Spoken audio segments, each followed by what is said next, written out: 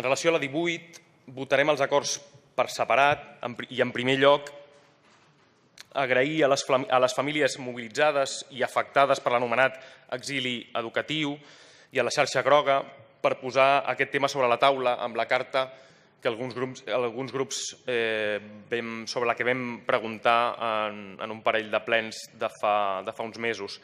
Des del grup municipal de la CUP Poble Actiu considerem fonamental el dret a l'educació de tots els infants sense discriminacions ni exclusions i per això defensem la necessitat de potenciar una xarxa pública d'educació especial a l'Hospitalet que doni cobertura a tota la demanda actual, sense excuses.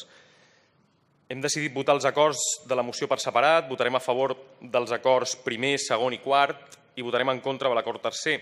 Els motius pels quals votem en contra de l'acord tercer són la falta de concreció quan es parla d'impulsar millores.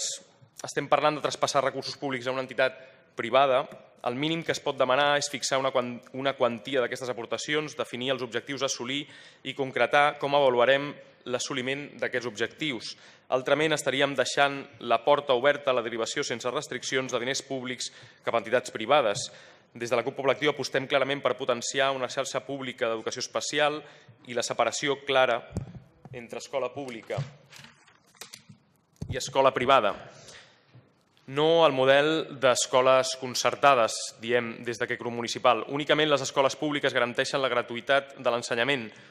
Fent una mica d'història, les escoles privades concertades sovint es creen per donar resposta davant les mancances de l'oferta pública d'educació.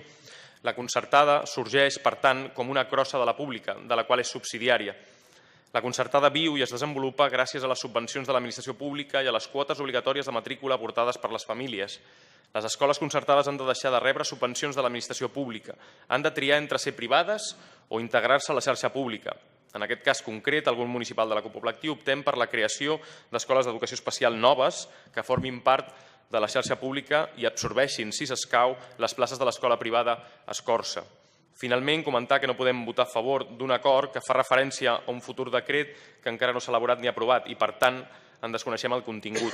I no acabem i això estava redactat abans de l'última esmena i és molt probable que hagi desaparegut, però com que les esmenes arriben, o aquestes ens han arribat unes hores o uns minuts abans del ple, no acabo de saber si aquest tros respon a l'últim acord que s'ha presentat o no.